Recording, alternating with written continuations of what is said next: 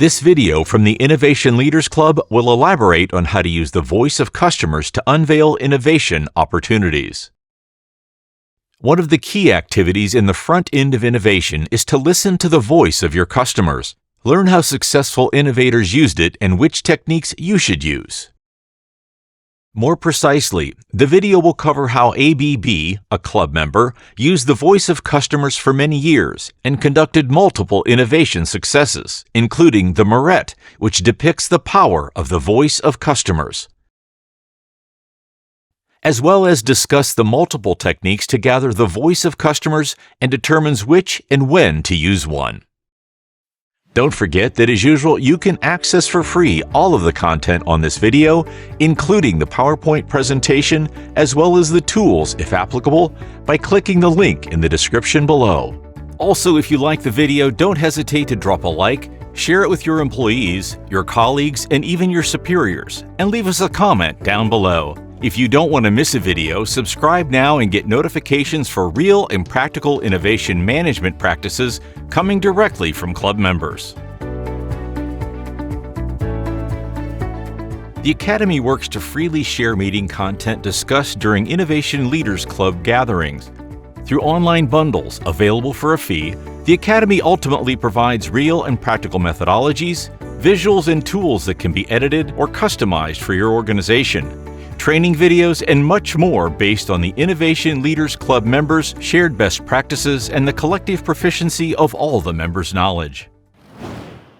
Here's an example of a club member's application of the voice of customer and the benefits that come from it. ABB is a leading global technology company that energizes the transformation of society and industry to achieve a more productive, sustainable future. By connecting software to its electrification, robotics, automation, and motion portfolio, ABB pushes the boundaries of technology to drive performance to new levels. With a history of excellence stretching back more than 130 years, ABB's success is driven by about 105,000 talented employees in over 100 countries. Let's look into the North American junction box for electrical wires. This case starts with a twist-on wire connector called a Marrette, which is used in these types of junction boxes. In 1998, ABB, which was called Thomas & Betts at the time, acquired the Marr Company. This is where the name Marrette originates. 2 years later, the factory moved from Toronto to Montreal, Canada. By doing so, the company lost its technical expertise. At the same time, they lost their market knowledge. Shortly after, sales started dropping as competition increased. Here is a more detailed timeline of events. In 2002, a competitor launched a new product. The market shares shrunk continuously for ABB and its original Marrette.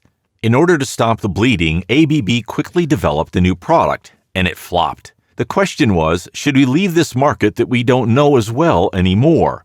The collective answer was, no way! To recover the lost market shares, a VOC investigation was initiated in order to better understand the needs of the clients in this market. Here are some of the interesting outcomes from this VOC initiative. It was a rigorous process that gave surprising results, which unfortunately cannot be communicated. They understood why the competitor took parts of their market share. They were able to determine what needed to be done to face the competition, and a new strategy for ABB could be developed for that specific market segment.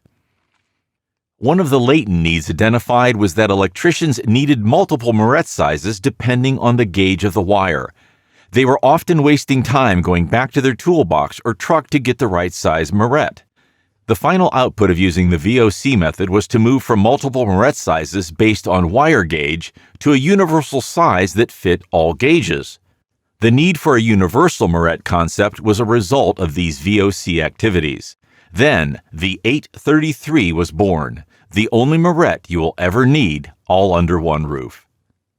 Thomas & Betts, now ABB, launched the new Marrette in March of 2005.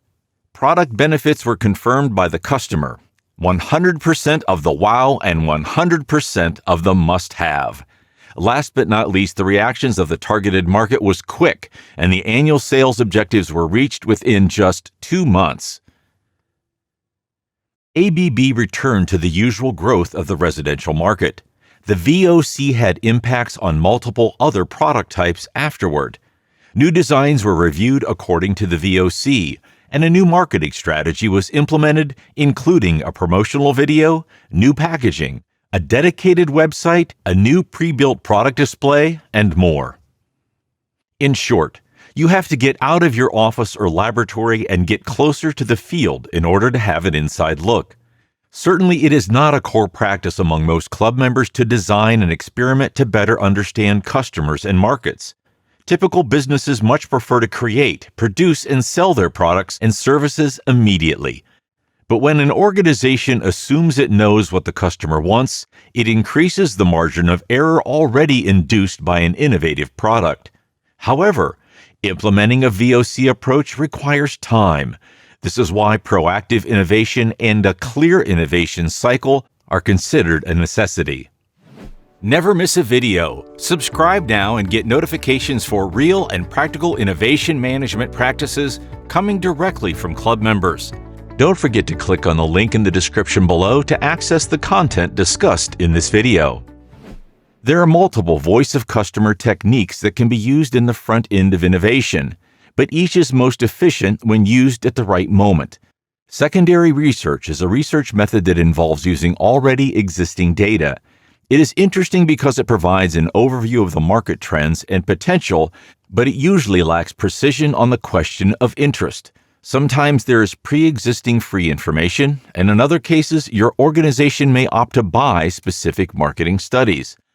Consequently, it is a preferred method early in the process, such as during the opportunity identification, since the level of information it will provide is sufficient.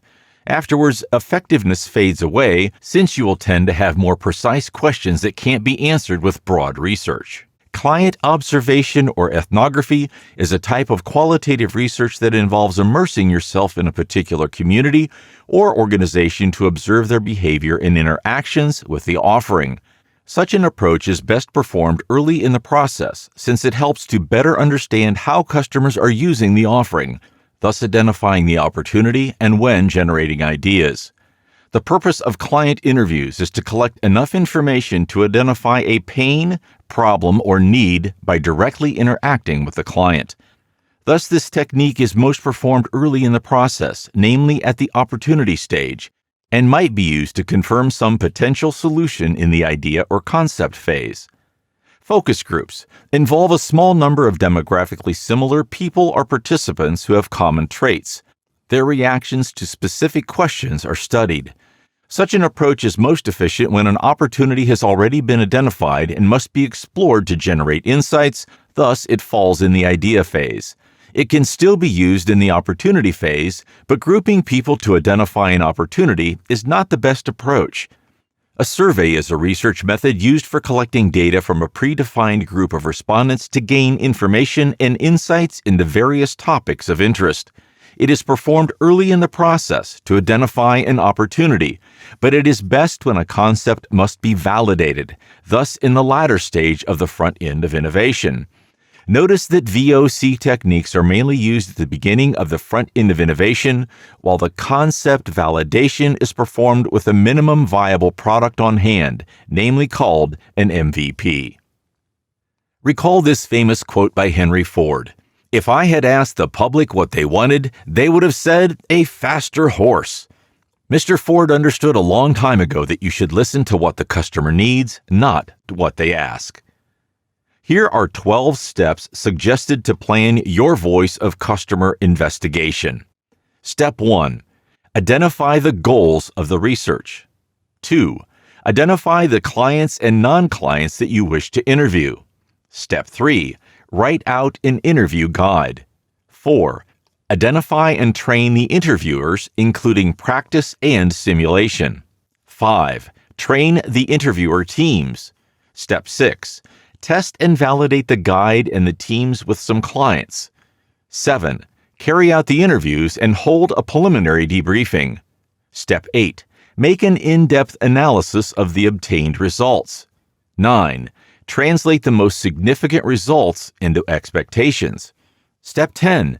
Structure and regroup the information. 11. Perform a qualitative validation with a client sample. And finally, step 12, use the validation results to craft the product strategy.